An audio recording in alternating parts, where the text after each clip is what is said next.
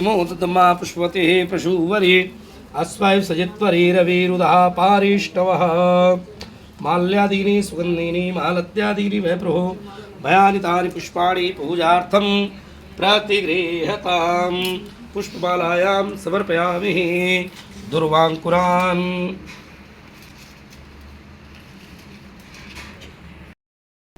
हरि ओं मा ओखदे प्रतिमोदतमा पुष्पते पशुवरे अस्वाय सजित्वरे रविरुदः पारिष्टवः माल्यादीनि सुगन्धीनि मालत्यादीनि वैप्रो भयानितानि पुष्पाणि पूजार्थं प्रतिगृह्यताम्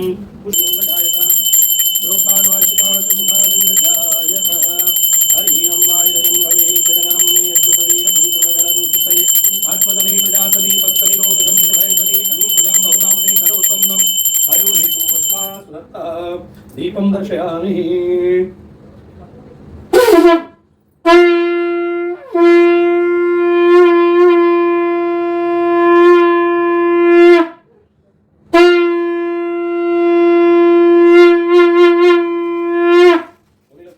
भगवान की जय हो। अस्तु प्रक्षालयो भिक्षां देहि च पार्वती माता च पार्वती देवी पिता देवो महेश्वरः। बोलिए लक्ष्मी नारायण भगवान की जय। बोलिए सत्यनारायण भगवान की जय। घंटी का नाम सुनिए जनाब।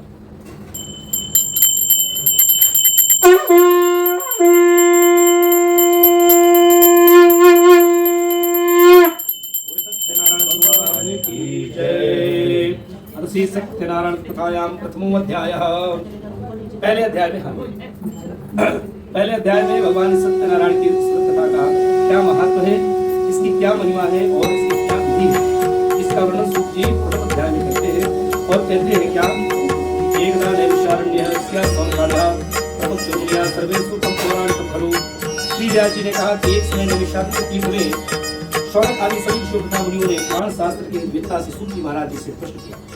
कहते हैं कि व्रतेन तत्सा किंबा प्राप्यते वाचिकं फलम तत् सर्वं सोत्विक्ष्यामः तत्स्व महामुनि। हे भगवान, अब आप लोग थोड़ी देर कृपा करके बात करके मेरा विनम्र निवेदन है ना। तो कहते हैं कि ये बताइए कि आने वाले समय में प्राणियों का कैसे कल्याण होगा, कैसे उनकी रक्षा होगी, कैसे उनके पाप से वो मुक्त होंगे, कैसे वे सुखी होंगे। कृपा करके आप मुझे उनको मार्ग बताइए। जब ऐसा प्रश्न सूत जी से शौनक आदि ऋषियों ने किया तो उन्होंने कहा देखो, जैसा प्रश्न आप लोगों ने हमसे किया है ऐसा ही प्रश्न एक बार नारद जी ने किया था। किससे किया था? भगवान कमलापति वैकुंठाधिपति श्री हरि नारायण से। कहते हैं भगवान मेरी इस कथा पे बड़ी श्रद्धा हो रही है, आप इस कथा को थोड़ा विस्तार से सुनाने की कृपा करें। अच्छा, कोई भाव से भगवान के भक्त से कथा पूछता है, अगर भगवान का रति है, भगवान में उसकी प्रेम है, श्रद्धा है, तो फिर वो बिल्कुल अथाह सागर की तरह हो जाता है जिसकी थाह नहीं होती। इधर जब शौनक आदि ऋषियों ने प्रश्न किया तो सूत जी ने भी कहा कि यदि आपके अंदर सुनने का भाव जागृत हुआ है तो मैं भी आपको बड़े भाव से सुनाता हूँ। और कथा का शुभारंभ करते हुए उन्होंने कहा कि देखो, एक बार की बात है, नारद जी भ्रमण करते हुए इस धराधाम पे आए। जैसे आज के समय में साधु संत है ना, ये नारद जी की परिपाटी पे चलते हैं, ये उन्हीं का अनुकरण करते हैं। नारद जी का एक ही काम है कि संसार में कल्याण घोलो, अमंगल दूर करो, लोगों में ज्ञान फैलाओ, अज्ञानता दूर करो। ऐसे ही जो निश्चल साधु होगा, जो सच्चा साधु होगा, उसका एक ही कार्य है, भ्रमण करता रहता है, भगवान का नाम जप करता रहता है, भगवान के नाम की जो गाथा है वो पूरे संसार में फैलाता रहता है। यही साधु का काम है। साधु इसीलिए बनता है, साधु इसलिए नहीं बनता है कि अपना वो पूरे परिवार को छोड़ करके भगवान का हो जाता है, भगवान का प्रचारक बन जाता है। ऐसे ही नारद जी भी भगवान के प्रचारक थे। भगवान के नाम का कीर्तन करना, भजन करना, उनका जप तप करना, यही नारद जी का काम था, बाकी कोई काम ही नहीं था उनके पास। एक बार की बात, इस धरती पे आए और भटकने लगे, देखने लगे सबकी गति। वो देखने लगे तो उनके मन में बड़ा ग्लानि हुई कि प्रभु ये कैसी लीला है, इस ब्रह्मांड के आप ही नायक हैं, आपके अलावा इस संसार में कोई नायक नहीं है। फिर इस संसार में इतनी व्याधि क्यों है, लोग इतने परेशान क्यों हैं, इतनी विसंगतियां क्यों हैं? कोई आनंद में है, कोई कष्ट में है, कोई रो रहा है, कोई हंस रहा है, कोई मौज मना रहा है और किसी को एक वक्त के भोजन के भी लाले पड़े हुए हैं। ये सारी विचित्र लीला देखते हुए नारद जी मन में प्रश्नों का ढेर लगा करके निकल पड़े भगवान के नाम श्री वैकुंठ धाम की ओर। कैसे गए? भगवान का नाम जपते हुए, भगवान का नाम कीर्तन करते हुए। श्रीमन नारायण नारायण नारायण श्रीमन नारायण श्रीमन नारायण नारायण नारायण भगवान सत्य नारायण नारायण नारायण सत्य नारायण नारायण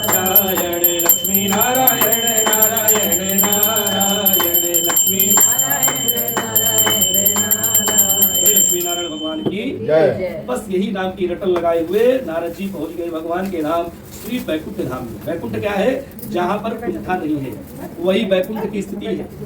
आप हम अपने जीवन से कुंठा को त्याग दे तो इस शरीर के साथ वैकुंठ का भोग भोगेंगे, लेकिन आदमी इस रहस्य को समझ नहीं पाता। मरने के बाद किसको मोक्ष मिलता है और किसको वैकुंठ मिलता है कोई देखने नहीं जाता, लेकिन जीते जी हम मोक्ष भी प्राप्त कर सकते हैं और वैकुंठ भी प्राप्त कर सकते हैं। इच्छाओं को भगवान के चरणों में जोड़ दीजिए और कुंठा को त्याग दीजिए। जीते जी शरीर से हम परम मोक्ष की प्राप्ति कर लेंगे और भगवान के वैकुंठ की हम जो है तो प्राप्ति कर लेंगे। नारद जी भगवान का भजन करते हुए पहुंच गए भगवान के धाम श्री हरिनारायण के चरणों में। जाते हैं तो देखते हैं भगवान नारायण अपनी शेष सैया पर विराजमान है, योग निद्रा में डूबे हैं, आंखें उनकी बंद हैं और हाथों में शंख चक्र गदा पद्म सुशोभित हो रहा है। गले में सुंदर सी वनमाला पड़ी हुई है। भगवान की दिव्य अलौकिक छवि का दर्शन करके नारद जी बड़े आत्मभाव से कहते हैं, क्या हे भक्तों पर दया करने वाले भक्त वत्सल भगवान, हे शरणागतों की रक्षा करने वाले प्रभु, मैं आपकी शरण में आया हूँ, प्रभु मेरी रक्षा करें। त्राहिमाम त्राहिमाम त्राहिमाम शरणागतम। भगवान के सामने जब ये भाव नारद जी ने प्रकट किया तो भगवान की आंखें खुली, योग निद्रा से जागे, देखते हैं सामने नारद जी साष्टांग लेटे हैं। बड़े प्रेम से भाव से उठा करके बगल में बैठाते हैं और पूछते हैं कि हे नारद, तुम सदैव मेरा ही चिंतन करते हो, मेरा ही भजन करते हो और मेरी ही शरण में रहते हो, फिर तुम्हारे जीवन में यह कष्ट क्यों, ये दुख क्यों, ये तकलीफ क्यों? जो भक्त मेरी शरण में आ गया वो आनंद में रहता है, वो सुखी रहता है। तुम्हारे जीवन में क्या कष्ट है? अब जब नारद जी से प्रश्न किया तो नारद जी ने कहा, भगवान मैं अभी अभी पृथ्वी लोक से आ रहा हूँ और मैं अपने दुख से दुखी नहीं हो रहा हूँ। मैंने वहां के प्राणियों के जीवन में बड़ा कष्ट देखा, बस उन्हीं के दुख को देखकर मेरा मन यह द्रवित हो गया। प्रभु उनके मुक्ति का कोई मार्ग हो तो कृपा करके आप मुझे बतलावें। भगवान से नारद जी ने जब ये पूछा तो नारद जी भगवान ने कहा कि सुनो नारद, तुमने जन कल्याण की भावना से बड़ी उत्तम बात पूछी है। मैं तुम्हें वह मार्ग बताता हूँ जिसको करने से बड़े से बड़ा पापी भी मुक्त हो जाता है। क्यों? क्योंकि नारद ये जो समय आने वाला है कलिकाल, यह कलिकाल कठिन उर्गारी, अपाप परायण सब नर नारी। आने वाले समय में प्रत्येक व्यक्ति वह पापाचार में लगने के लिए आतुर व्याकुल रहेगा। उससे धर्म नहीं हो पाएगा, दया की अभाव हो जाएगा। जीवन में त्याग, तपस्या, दान, तप, इन सब का धीरे धीरे लोप होता जाएगा। व्यक्ति अल्पज्ञ और अल्पायु हो जाएगा। इसलिए एक छोटा सा सरल सा सुगम सा उपाय बताता हूँ। क्या? आने वाले समय में व्यक्ति भगवान सत्यनारायण की शरण में जाए, उनका पूजन करे, उनका भजन करे और अपने मन में, अपने जीवन में सत्य को धारण करके रखे। भगवान बड़े दयालु हैं, भगवान शीघ्रता से उसे पाप मुक्त कर देंगे। जब ये बात पूछी, जब ये बात भगवान ने कही तो नारद जी ने कहा, भगवान ये बताइए सबसे पहले इस व्रत को किसने किया, कब करना चाहिए, कैसे करना चाहिए, क्या विधि है और इस व्रत को करने के बाद प्राणियों को किस फल की प्राप्ति होती है, आप मुझे सब कुछ विस्तार से बतलाइए। भगवान से जब इतना नारद जी ने पूछा तो भगवान ने एक एक करके उनके प्रश्नों का उत्तर दिया कि नारद, जिस किसी भी दिन व्यक्ति के मन में श्रद्धा और भक्ति का समन्वय हो जाए, अपने घर में अपने सभी बंधु बांधवों को निमंत्रण दे, फिर भगवान की फल फूल मिष्ठान दूध दही शक्कर घी शहद इन सभी सामग्रियों से भगवान की विधिवत पूजा करे। पूजा करने के बाद भगवान को आटे की पंजीरी सवाया मात्र में निवेदित करे और अगर आटे की पंजीरी ना मिले तो साठी चावल का चूर्ण इसकी पंजीरी बनाए, भगवान को अर्पित करे। यह सब करने के बाद भगवान के पार्षद अर्थात भगवान के भक्त ब्राह्मण देवता का पूजन करके और उनसे भगवान की कथा का श्रवण करे। कथा श्रवण करने के बाद ब्राह्मण देवता को भोजन करा करके द्रव्य दक्षिणा दे करके और फिर अपने घर से प्रस्थान करने की आज्ञा दे। जो सभी बंधु बांधव भगवान की कथा श्रवण करने आए हैं, जब अपने अपने घर की ओर जाने लगे तो भगवान का नाम कीर्तन करते हुए जाएं, क्योंकि इस कलिकाल में इससे सुंदर, इससे सुगम कोई भी उपाय नहीं है। इति श्री स्कंद पुराणे रेवा खंडे सत्यनारायण व्रत कथायां अथ प्रथमो अध्याय सत्यनारायणम अर्पणमस्तु। बोलिए लक्ष्मी नारायण भगवान की जय। जय हो घंटी नादम।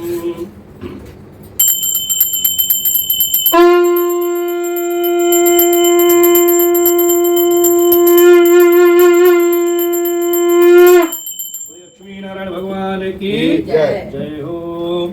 अथ द्वितीय अध्याय। दूसरे अध्याय में गरीब ब्राह्मण की और लकड़ी बेचने वाले लकड़हारी की कथा का वर्णन सूची करते हैं। कहते हैं कि रमणीय काशी नामक नगर में एक बड़े ही निर्धन ब्राह्मण देवता रहते थे। वो ब्राह्मण देवता प्रतिदिन भटकते रहते थे। किसके लिए? धन के लिए, भिक्षा के लिए। भगवान ने एक दिन उनको देखा तो भगवान को उन पर दया आई। भगवान ने क्या किया? भगवान ने ब्राह्मण का रूप बनाया, पहुंच गए उनके सामने। पहुंचकर पूछते हैं कि हे ब्राह्मण देवता, मैंने तो सुना है कि ब्राह्मण यदि ब्रह्मनिष्ठ हो, परमात्मा का भक्त हो, सेवा करता हो, चिंतन करता हो यदि प्रभु का, तो वह कभी निस्सहाय नहीं रहेगा, कभी निर्धन नहीं रहेगा, कभी दरिद्र नहीं रहेगा। फिर आपकी ये गति दुर्गति कैसे हो गई? पंडित जी ने जब ये बात सुनी तो कहते हैं कि प्रभु ऐसा है, आपके ये कथन सत्य है, आपकी वाणी सत्य है, वचन सत्य है, लेकिन मैं बड़ा अभागा हूँ, दुरात्मा हूँ, दुर्भाग्यशाली व्यक्ति हूँ। क्यों? क्योंकि नारायण ने हम सब पर बड़ी कृपा की है, लेकिन हम इनकी कृपा का मोल नहीं कर पाते, इनको समझ नहीं पाते। और जिसने प्रभु को समझ लिया वो प्रभु का हो गया। प्रभु ने इतनी बड़ी कृपा की कि 84 लाख योनियों में भगवान ने हमको मनुष्य का तन दिया। मनुष्य का तन बनाने के बाद मुझे ब्राह्मण का कुल दिया, 10 इंद्रियों का स्वामी बनाया, लेकिन यह चंचल मन ये भूल कर भी भगवान की शरण नहीं लेता। इस बुद्धि ने कभी भी भगवान की शरणागति नहीं ली, इस मुख ने भगवान का कभी भी भजन नहीं किया, और इस नेत्रों ने कभी देवताओं के दर्शन नहीं किए। ना तो इन हाथों से कभी देवताओं की पूजा हुई, ना ब्राह्मणों की, न साधु संतों का हमने सेवा किया, न दान किया, न पुण्य किया। और तो छोड़िए प्रभु, ये मेरे पैर भूल कर भी तीर्थों की ओर नहीं बढ़े, इसलिए मैं इस संसार में दुखी होकर के भटकता रहता हूँ। भगवान समझ गए उसकी बात को और कहते हैं, सुनो, तुम्हारे मन में जो ये पश्चाताप रूपी अभी चल रही है, ये बड़े से बड़े पाप को विनष्ट कर देने वाली। कितना भी बड़ा पापी व्यक्ति हो, यदि उसके मन में पश्चाताप हो गया तो समझिए वहीं से उसका पाप करना शुरू हो जाता है। पाप को हटाने का दो ही मार्ग बताया गया शास्त्रों में, एक पश्चाताप और दूसरा त्याग। इन दोनों के अलावा कोई मार्ग ही नहीं है। आखिर वाल्मीकि जी ने इतने लोगों को लूटा, आखिर उनका ये पाप कैसे धुला? उसी समय से उन्होंने पश्चाताप शुरू कर दिया और वहीं से उस कर्म को बंद कर दिया। देखिए, उल्टा नाम जपत जग जाना, वाल्मीकि भय ब्रह्म समाना। जिस व्यक्ति के मुंह से राम नहीं निकलता था, राम राम की जगह मरा मरा कह करके वाल्मीकि जी आज ब्रह्म के समान हो गए। इतने बड़े महाकाव्य की रचना कर दी वाल्मीकि रामायण की, है ना। ये इनकी कृपा है, उसी क्षण से व्यक्ति अपने पापों से मुक्त हो जाता है। यह उपदेश दिया भगवान ने उन पंडित जी को, सारी व्रत की विधि बताई और बता करके भगवान अंतर्ध्यान हो गए। इधर पंडित जी ने मन में संकल्प किया, भगवान आज मुझको भिक्षा में जो भी धन मिलेगा उसी से मैं प्रभु की पूजा करूंगा, भगवान की कथा श्रवण करूंगा और भगवान का भजन करूंगा। भगवान के बारे में जब आप सोचते हैं, भगवत चिंतन करते हैं, तो भगवान आपके सारे कार्य निर्विघ्न संपूर्ण करते हैं, इसमें कहीं कोई संशय नहीं है। भगवान ने भी उस पर खूब दया दिखाई और उस दिन उनको भिक्षा में बहुत ढेर सारा धन मिला, बहुत ढेर सारी भिक्षा मिला। अगले दिन अपने नगर में अपने बंधु बांधवों के साथ उन्होंने भगवान की कथा का आयोजन किया। भगवान की कथा सुनी, पूजन किया, भजन किया और बड़े प्रसन्न हुए, आह्लादित हो गए। हे प्रभु, जीवन में ऐसा सुख, ऐसा आनंद मुझे आज तक कभी नहीं मिला। आज से मैं आपके चरणों का दास हो गया और नित्य प्रति मैं आपकी सेवा करूंगा, भक्ति करूंगा। ये बीड़ा, ये संकल्प उन्होंने अपने मन में उठा लिया। पूरा जीवन भगवान को समर्पित कर दिया। नित्य प्रति उनके घर में पूजा होने लगी, भगवान की सेवा होने लगी। महीने में एक बार भगवान की कथा होती थी उनके यहाँ। कभी पूर्णिमा को सुन लेते थे या कभी एकादशी को हो जाती थी, या कोई विशेष अवसर पड़ता था। जैसे आज हमारे भैया और भाभी जी की वैवाहिक वर्षगांठ है, न तो आज पूर्णिमा है न एकादशी है, लेकिन आज शुभ अवसर है कि हम भगवान को धन्यवाद ज्ञापित कर रहे हैं। ऐसे ही उनके यहाँ भी कथाएं हुआ करती थी। एक दिन की बात है कि अपने घर में बैठकर भगवान नारायण का पूजन कर रहे थे और भगवान की कथा श्रवण कर रहे थे। तब तक उधर से एक लकड़हारा गुजरा। दृष्टि पड़ी तो पंडित जी से पूछता है कि ब्राह्मण देवता, कल तक आप बड़े दिनहीन थे, बड़े दुखी थे, बड़े दरिद्र थे, रातों रात इतने बड़े भवन के स्वामी कैसे हो गए आप? ये धन संपदा, वैभव, ऐश्वर्य सब कहां से आपको प्राप्त हुआ? जैसे ही ये प्रश्न किया तो ब्राह्मण देवता कहते हैं, देखो ये जो तुम देख रहे हो ये सब मेरे प्रभु नारायण की कृपा है मुझ पर। ये चमक, ये दमक और फुलमन में महक सब कुछ सरकार तुम्हीं से है। यही भाव उन्होंने बताया कि जो कुछ मुझे मिला है सब इनकी कृपा से मिला है। मैं इस लायक था नहीं, लेकिन इन्होंने मेरे ऊपर अपनी कृपा कर दी। अच्छा, ऐसी बात है तो आप इस विधि को मुझे भी बताओ। मैं चाहता हूँ कि भगवान मुझ पर भी अनुग्रह हो, मुझ पर भी प्रसन्न हो जाए। क्यों? मैं भी बड़ा दीन दुखी हूँ, मेरे जीवन में भी बड़े कष्ट हैं। मैं चाहता हूँ कि मेरी भी विपन्नता दूर हो जाए, इसलिए मैं भी भगवान नारायण को मनाना चाहता हूँ। अब जब ये प्रश्न उन्होंने किया तो कहते हैं, सुनिए, आज सारी विधि पंडित जी ने उस लकड़हारे को बता दी। लकड़हारा प्रसन्न होकर के और सारी विधि को जान करके मन में संकल्प करके निकल पड़ा कि आज मुझको लकड़ी बेचने से जो भी धन प्राप्त होगा उसी से मैं भगवान नारायण की पूजा करूंगा। भगवान तो दया के सागर है और भगवान ने उस लकड़हारे पर भी दया दर्शाई। उस दिन उसको अपनी लकड़ियों का दुगना धन प्राप्त हुआ। उसी धन से उसने भगवान नारायण की पूजा की, भगवान की भक्ति की। भगवान ने उसके जीवन के सारे कष्ट, सारे ताप, सारे दुख मिट दिए। जो भी अभाव था भगवत कृपा से सब प्रभाव में बदल गया। पूरा जीवन उस लकड़हारे ने और ब्राह्मण देवता ने भगवान की सेवा की। अंत में शरीर को त्यागा और भगवान के सत्यपुर वैकुंठ लोक को दोनों सिधार गए। इति श्री स्कंद पुराणे रेवा खंडे सत्यनारायण व्रत कथायां अद्वितीयो अध्याय सत्यनारायणम अर्पणमस्तु। बोलिए लक्ष्मी नारायण भगवान की जय।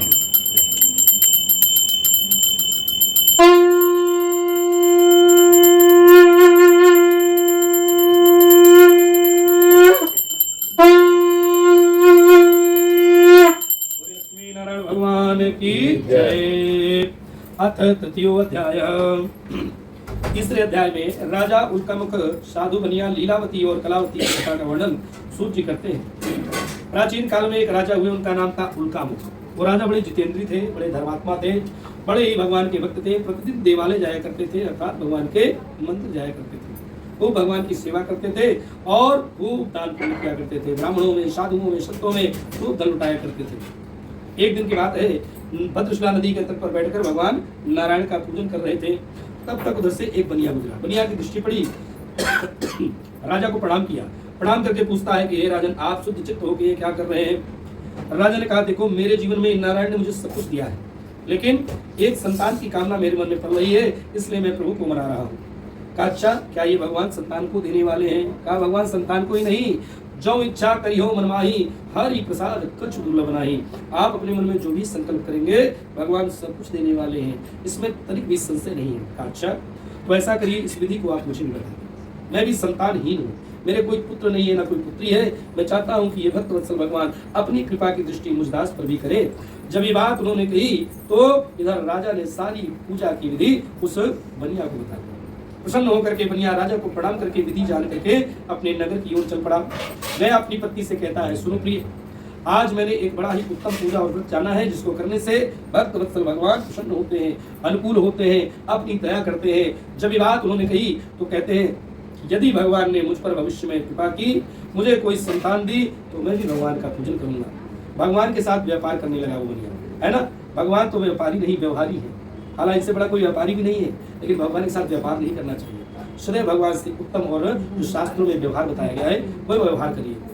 व्यापार करोगे तो भगवान भी आपको व्यापारी की तरह, व्यापारी आया दुकान में काम हुआ चला गया, ऐसे फिर भगवान की दृष्टि रहेगी। भगवान से जब उसने वादा किया तो भगवान ने अपनी कृपा उस पर बरसाई। उसकी पत्नी कुछ दिनों बाद वो ऋतुकालीन धर्माचरण में प्रवृत्त हुई और कुछ महीने बाद वह गर्भ से हो गई। 9 महीने बाद भगवत कृपा से उसे एक सुंदर सी कन्या रत्न की प्राप्ति हुई। कन्या का जन्म हुआ। उसकी पत्नी ने आग्रह किया, स्वामी जी आपने और हमने दोनों ने वचन लिया था कि भगवान यदि हमें कोई संतान देंगे तो हम भगवान की कथा श्रवण करेंगे। तो भगवान ने अपने वादे को पूर्ण किया है, अब हमको चाहिए कि हम अपने वचन को पूर्ण करें। लेकिन वो बनिया स्वभाव से बड़ा लोभी था, कंजूस था। उसने कहा, देखो प्रिय, अभी बेटी के जन्म में, छठी में, बरही में हमने बड़ा धन खर्चा किया है। ऐसा करते हैं कि जब हम इसका विवाह करेंगे तो भगवान की कथा श्रवण कर लेंगे। पत्नी ने बारंबार समझाया, लेकिन उस मूर्ख को समझ में नहीं आया। क्यों? क्योंकि उसके चेहरे पर, उसकी आंखों में और मन में लोभ का पर्दा पड़ा हुआ था। लोभ जो होता है ना, वो हमको आपके सत्कर्मों से दूर कर देता है। ये लालच और ये लोभ, यही हमारा ये लोभ, ये परलोक बिगाड़ देती है। इसलिए कभी भी लोभ करिए, लेकिन लोभ में कभी भी भगवान का, साधु का, संत का, कभी भी गुरु का, अपनी पत्नी का, बच्चों का या संसार में किसी का भी अपमान ना होने पाए, नुकसान ना होने पाए, इसलिए लोभ उतना ही करना चाहिए। और इधर उसने अपनी पत्नी की बात पर कान नहीं दिया, इसलिए उसको कष्ट मिला। समय बीता, धीरे धीरे कन्या कलावती अपने पिता के घर में कला बड़ी हो गई। जैसे चंद्रमा कला बढ़ता है अमावस्या से पूर्णिमा की ओर, वैसे ही कला कन्या उसकी बड़ी हो गई। इतनी बड़ी हो गई कि उनको उसके ब्याह की चिंता सताने लगी। अच्छा घर ढूंढा, अच्छा वर ढूंढा, उचित लग्न में, उचित मुहूर्त में उन्होंने अपनी बेटी का ब्याह संपन्न कर दिया। अब जब बिटिया का ब्याह हो गया तो पत्नी ने आग्रह किया, स्वामी जी अब तो हमने बेटी भी ब्याह दी, अब हमको चाहिए कि हम भगवान की कथा श्रवण कर लें। लेकिन वो बनिया स्वभाव से अत्यधिक कंजूस था। ऐसा कंजूस था कि चमड़ी चली जाए पर दमड़ी न जाए, ऐसे कंजूस थे। अब तो कंजूसी कम हो गई। नहीं, पहले एक सेठ जी का किस्सा सुना रहा हूँ। एक सेठ जी थे, वो बड़े कंजूस थे, उनसे दान पुण्य नहीं होता था। उनको लोगों ने सलाह दिया कि देखो इतना कमा रहे हो, क्या करोगे, ले जाओगे? है कोई नहीं ले गया, तुम कहाँ ले जाओगे? कुछ दान पुण्य किया करो। अच्छा ठीक है, करता हूँ। ये मन में विचार किया कि आज मैं दान करूंगा, लेकिन करूँ किसको दान? कहा चलो मंदिर में चलता हूँ, मंदिर में दान करता हूँ। 1 की नोट ले गए, ये बहुत पुरानी बात है, उसमें 1 की नोट मतलब बहुत हो गया। 1 की नोट पकड़ के हाथ में ले गए और गए मंदिर में, लाइन में खड़े हो गए। अब गर्मी का महीना था और लाइन में खड़े खड़े खड़े खड़े पसीना पसीना हो गए। और जैसे उनकी बारी आई, हाथ खोला, देखा नोट गीली पसीने से, कहा अच्छा तुम रो रही हो, मैं तुम्हें नहीं दूंगा, मैं तुम्हें साथ ले चलता हूँ। तो ऐसे ऐसे कंजूस भरे थे पहले, है ना, ऐसे ही कंजूसों में वो बनिया भी था। उसने कहा कि देखो अभी बेटी के ब्याह में बड़ा धन खर्चा किया है और बहुतेरों की उधारी पड़ी हुई है, ऐसा करता हूँ मैं मेरे दामाद के साथ जाता हूँ व्यापार करने, और जब कमा धमा के आऊंगा तो पूरे नगरवासियों के साथ भगवान की कथा श्रवण कर लूंगा। समय बीता, धीरे धीरे निकल कर पड़ा अपने दामाद के साथ व्यापार करने। राजा चंद्रकेतु के नगर में गया, खूब धन कमाया, खूब व्यापार किया, लेकिन अभी भी उस मूर्ख को अपने प्रभु की याद नहीं आई।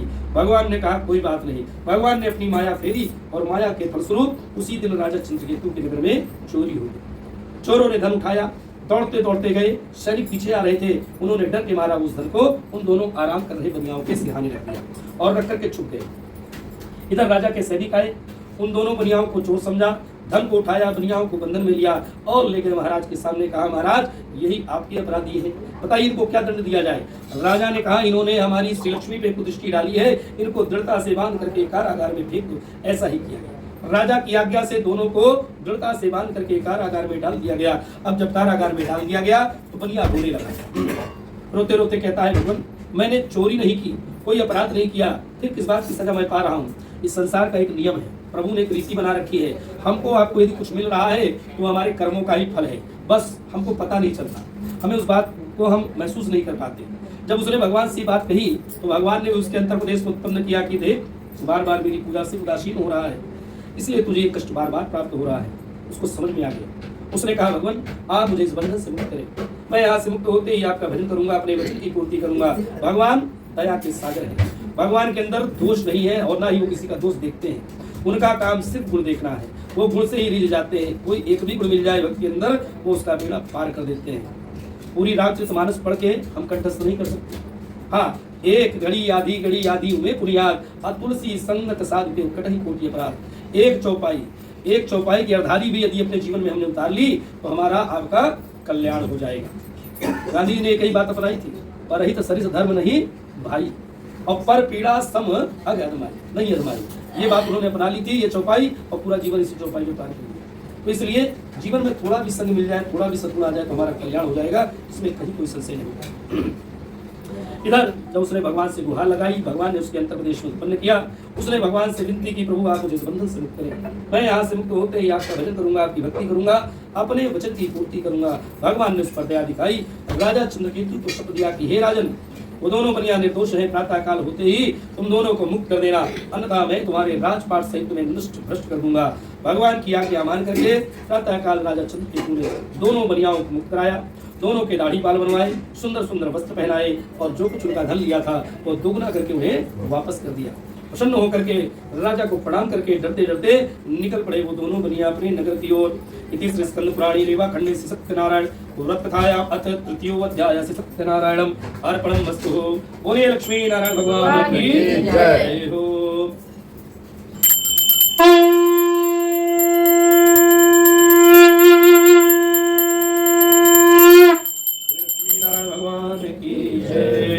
अथ चतुर्थो अध्याय। चौथे अध्याय में असत्य भाषण का और भगवान के प्रसाद को त्यागने का क्या परिणाम होता है इसका वर्णन सूत जी चौथे अध्याय में करते हैं। कहते हैं कि साधु ने मंगलाचरण किया और निकल पड़ा अपने नगर की ओर। भगवान ने सोचा चलो इसकी परीक्षा लीजिए। भगवान का एक नियम है, जब हमारे जीवन में बड़े अच्छे पल चल रहे होते हैं, हम सुखपूर्वक जीवन व्यतीत करते रहते हैं, तो हमको बड़ा सावधान और बड़ा सतर्क रहना चाहिए। हम लोग गलती यही करते हैं कि जब सब कुछ अच्छा चल रहा होता है तो भाग जाते हैं, ये नहीं करना चाहिए।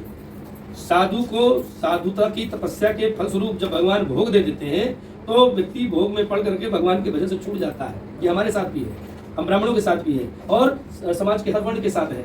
पंडित जी को खूब दक्षिणा मिलने लगी, खूब माल मिलने लगा है, तो पंडित जी अब पता चला कि भगवान की पूजा जब तब से छूट करके और संसार के भोग में लिप्त हो गए। यही संसार की रीति है। कभी भी इस चीज से बचना चाहिए। जीवन में भगवान खूब दे लेकिन उसमें फंसिए मत, रह के हो करके रहिए भगवान के, फिर देखिए आनंद में रहेंगे। प्रभु राजा अम्बरीश राजा होते हुए भी भगवान के बर्तन स्वयं धुलते थे।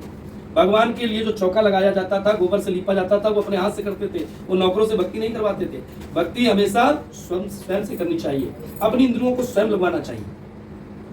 इधर इसने झूठ बोल दिया, किससे? दंडी स्वामी से। दंडी स्वामी स्वरूप भगवान आए, पूछा साधु तेरी इस नौका में क्या भरा है? साधु लोभ से ग्रसित हो गया। अब लोभ से ग्रसित होकर के कहता है प्रभु जी आप तो साधु हैं, संत हैं, आपको क्या मतलब?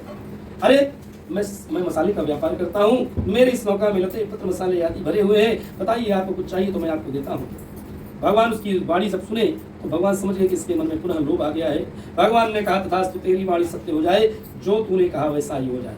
भगवान की इच्छा और आज्ञा से सारा का सारा धन उसका लते पत्र मसाले आदि में परिवर्तित हो गया।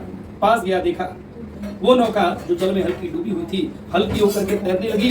पास गया और रोने लगा, माथा पीट पीट करके कहा बेटा मैं बर्बाद हो गया, न जाने किस माया से मेरा सारा का सारा धन हरण हो गया। जैसी दामाद की बात कही, दामाद ने कहा पिताजी ये सब आपके कर्मों का फल है। कहा मेरे कर्मों का फल? कहा आपने संत भगवान से झूठ क्यों बोले? अरे जीवन में जब संत आते हैं तो कुछ लेने नहीं आते हैं, जब संत आते हैं तो आपको हमको कुछ ना कुछ दे के जाते हैं, यही सच्चे संतों की पहचान है। अरे आपने संत से झूठ बोला इसीलिए आपको कष्ट मिल रहा है, काम मैं क्या करूं? कहा चलिए उन्हीं दंडी स्वामी के पास। संत बड़े दयालु होते हैं, बड़े कृपालु होते हैं, संतों का हृदय बड़ा कोमल होता है। क्षणे रुष्टा क्षणे तुष्टा, रुष्टा तुष्टा क्षणे क्षणे। कहा अब मैं तो बर्बाद हो गया। कहा कोई बात नहीं, आइए चलते हैं। और भविष्य में एक बात का याद रखिएगा, आज के बाद से कभी भी साधु से, संत से, भगवंत से, माता पिता, गुरु, अपनी पत्नी और अपने सच्चे मित्र, इनसे कभी झूठ नहीं बोलिएगा। ये आप लोगों के लिए भी है, इससे हमेशा बचना चाहिए। अपने भगवान से कभी मत झूठ बोले, अपने गुरु से कभी झूठ ना बोले, अपने माँ बाप से बिल्कुल सच बात कहें और अपनी पत्नी से कोई बात ना छुपाएं। अपना जो सच्चा मित्र है उससे भी सारी बातें सच सच बताएं। जो ऐसा करता है, झूठ बोलता है, उसको दोष लगता है, पाप लगता है। इधर ढूंढते ढूंढते वो दोनों निकल पड़े दंडी स्वामी स्वरूप भगवान के पास। भगवान एक शिलाखंड पर योग मुद्रा में बैठे थे, गए उनके चरणों में दंडवत प्रणाम किया और प्रणाम करके पूछता है, कहता है कि हे भगवान मुझे क्षमा कर दीजिए, मैंने आपके सामने झूठ बोलने का जो अपराध किया है मुझे उसके लिए अभय दान दीजिए। भगवान ने कहा हे मूर्ख रो मत सुन, तू बार बार मेरी पूजा से उदासीन हो रहा है, इसलिए तेरे जीवन में यह कष्ट मुझे बार बार प्राप्त हो रहा है। उसने कहा भगवान आपकी माया से तो देवराज भी मोहित हो गए, ब्रह्मा आदि देवता भी आपको जान और पहचान ना सके, फिर मैं मूर्ख लंपट को भी संसार का प्राणी कैसे आपको पहचान सकता हूँ? प्रभु मेरे अपराध को विचार करके मुझे अभय दान दीजिए। जैसे ये बात कही भगवान उसकी वाणी से संतुष्ट हो गए।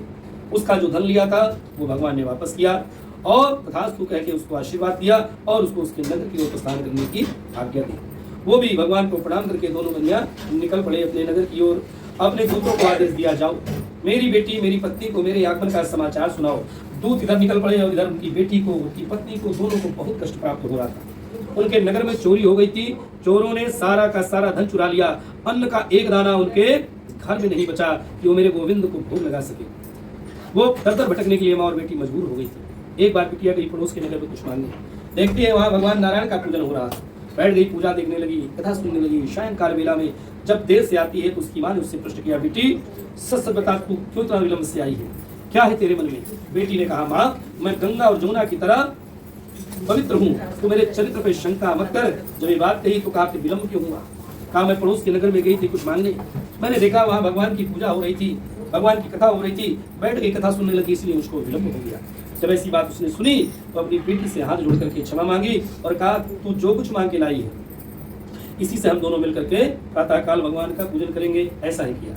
अगले दिन वो दोनों मिलकर के भगवान नारायण को उसी वस्तु से जो मांग के लाई थी उससे भगवान को मनाने लगे। अब सोचिए दूसरे के घर का अन्न मांगा हुआ उसी से भगवान को मना रही है। क्या भगवान साधन के भूखे हैं? भगवान हमारे द्वारा दिए साधन के नहीं भूखे हैं। भगवान हमारे द्वारा की गई साधना के भूखे हैं, भाव के भूखे हैं, वो दया के भूखे हैं, प्रेम के भूखे हैं। जो उनको प्रेम से मनाता है, भाव से मनाता है, भगवान उनकी समस्त कामनाओं की पूर्ति कर देते हैं। इधर जब उसकी दोनों मिलकर भगवान की पूजा कर रही थी और इधर बनिया के द्वारा भेजे गए दूत आए। दूतों ने उसकी पत्नी को, बनिया की पत्नी को प्रणाम किया और कहा आपके पतिदेव, आपके पिता और आपके जमाता सब घाट पे आ चुके हैं, आपको उनके स्वागत के लिए चलना चाहिए। जब ऐसी बात उन्होंने कही तो इधर उसने अपनी बिटिया से कहा कि सुन बेटी तू भगवान का पूजन कर ले और मैं तेरे पति के, तेरे पिता के स्वागत में दर्शन में जा रही हूँ। ऐसा बोल करके वो निकल पड़ी। इधर उसकी बिटिया ने भगवान का पूजन तो किया, लेकिन पूजा करने के बाद भगवान के प्रसाद को ग्रहण नहीं किया। भगवान के प्रसाद को जब ग्रहण नहीं किया निकल पड़ी अपने पति का दर्शन करने। भगवान उसकी इस बात से रुष्ट हो गए। क्यों रुष्ट हो गए? कि देखो जीवन में, संसार में हमको आपको जो कुछ भी मिला है सभी भगवान की कृपा से मिला है। आज अगर कोई ऐसी बात सुनने को मिल जाए तो क्या हम भगवान की पूजा को छोड़ छाड़ चल देंगे? ये उनका अपमान होता है, ये उनके प्रसाद का अपमान होता है। यहाँ पर उस कन्या ने यही गलती की और भगवान उसकी इस बात में रुष्ट हुए, उसके पति को नौका से जल में कृष्ण कर दिया। गई सबको देखा लेकिन उसका पति उसे कहीं नहीं देखा। रुदन करने लगी, रोते रोते कहती, हे माँ, अब जब मेरा पति नहीं रहा तो मैं क्या करूंगी जी करके मैं भी अपने प्राण देने जा रही हूँ। तब तक आकाशवाणी हुई, सुनो सुनो सुनो, तुम्हारी कन्या भगवान के प्रसाद को त्याग करके अपने पति का दर्शन करने आई है, इसीलिए उसको उसका पति प्राप्त नहीं हो रहा है। यदि तुम्हारी कन्या घर जावेगी, भगवान का प्रसाद ग्रहण करेगी और पुनः लौट के आएगी तो भगवत कृपा से उसको उसका पति प्राप्त हो जाएगा। दौड़ती हुई कन्या घर की ओर जाती है, भगवान से क्षमा मांगती है, प्रसाद को माथे से लगा के ग्रहण करती है और जब पुनः लौट के आती है तो भगवत कृपा से उसको उसका पति प्राप्त हो जाता है। प्रसन्न होती है, भगवान के नाम की जय जयकार करती है, अपने पिता पति बंधु बांधवों के साथ अपने नगर की ओर जाती है। अगले दिन अपने नगर में भगवान की कथा का दिव्य भव्य आयोजन करती है और भगवान की खूब भक्ति करती है, कथा श्रवण करती है और प्रभु से कहती है, भगवान जीवन में ऐसा आनंद ऐसा सुख आज तक नहीं मिला। भगवान आज से आप ही मेरे माई बाप हो, आप ही मेरे माता पिता बंधु सखा सर्व आप ही हो, आप इलावा इस संसार में मेरा कोई नहीं है। आज से मैं आपकी और आप मेरे हो गए। और फिर भगवान को गोविंद को नृत्य बनाना शुरू कर दिया। प्रेम से कहती है क्या, गोविंद मेरो है गोपाल मेरो है, गोविंद मेरो श्री भाग्य बिहारी नंदलाल मेरो है, नंदलाल मेरो है, श्री भाग्य बिहारी नंदलाल मेरो है, नंदलाल मेरो है, गोविंद मेरो है गोपाल मेरो है, गोविंद मेरो है गोपाल मेरो है, श्री भाग्य बिहारी नंदलाल मेरो है, नंदलाल मेरो है, गोविंद मेरो है गोपाल मेरो है। बोले गोविंद सरकार की पूरे जीवन उस बनिया के परिवार ने भगवान की भक्ति की। अंत में जब एक एक करके शरीर को त्यागा तो भगवान ने सबको अपने वैकुंठ लोक में वास दिया। इति श्री स्कंद पुराणे रेवा खंडे श्री सत्यनारायण व्रतकथायाम अथ चतुर्थो अध्याय श्री सत्यनारायणम अर्पणमस्तु। बोले लक्ष्मी नारायण भगवान की जय हो।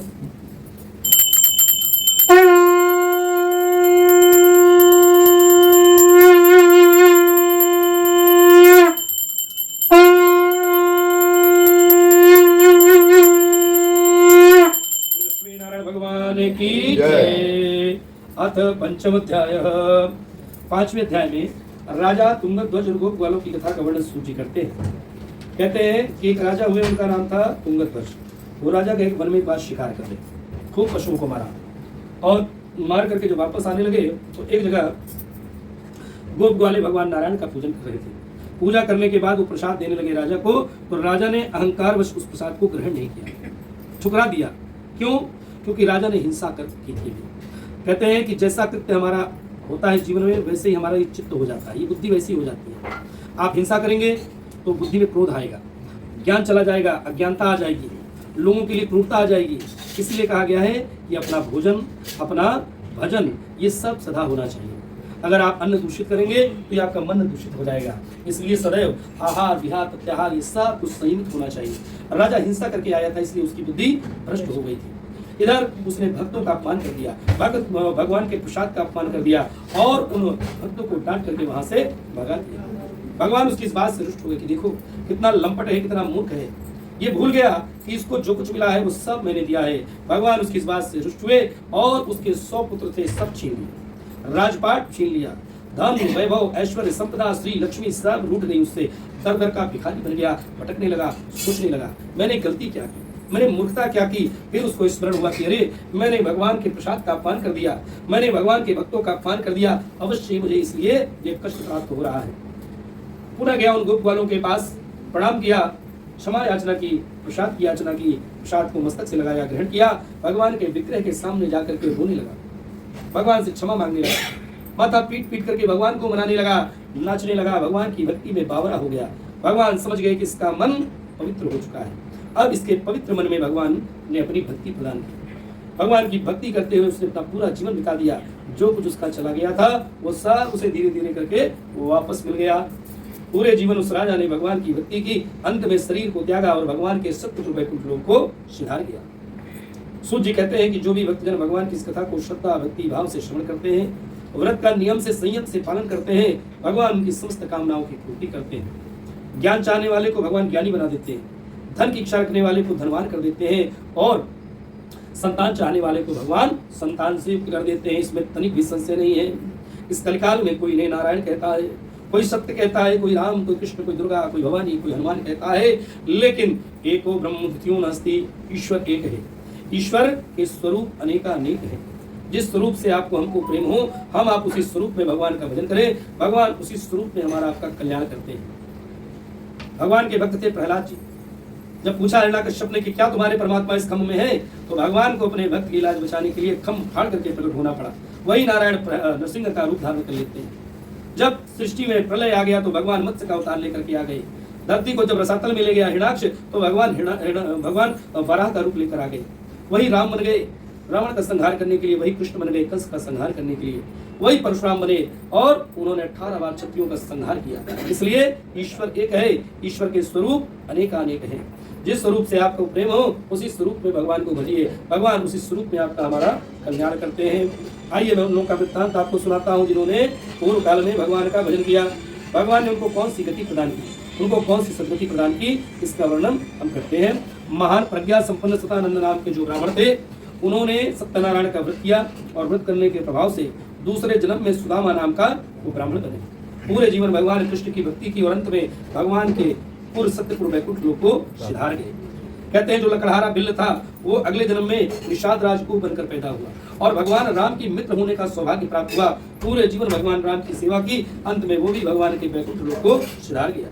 इसके बाद कहते हैं जो महाराज उल्कामुख थे वो भी अगले जन्म में राजा दशरथ बनकर पैदा हुए और भगवान का पिता होने का गौरव उनको प्राप्त हुआ। पूरे जीवन भगवान श्री रंगनाथ की पूजा की और अंत में सत्यपुर वैकुंठ लोक को सिधार गया। इसके बाद कहते हैं जो साधु बनिया था उसने भी पूरे जीवन भगवान की भक्ति की, अंत में भगवान ने उसकी परीक्षा ली। भगवान स्वयं बन करके आए साधु के वेश में और उनसे उनके पुत्र की आदि देह मांगी। उन्होंने भी प्रसन्नता पूर्वक अपने पुत्र की आदि देह काट करके और भगवान के चरणों में रख दिया। भगवान उसकी इस बात से प्रसन्न हुए थी, देखो राजन, तुमने सत्य की रक्षा के लिए अपने पुत्र तक का त्याग कर दिया, तुम धन्य हो। जाओ राजन, तुम्हें वर देता हूँ कि आज के बाद से जब कभी सत्य की बात उठेगी राजन तो तेरी चर्चा अवश्य होगी।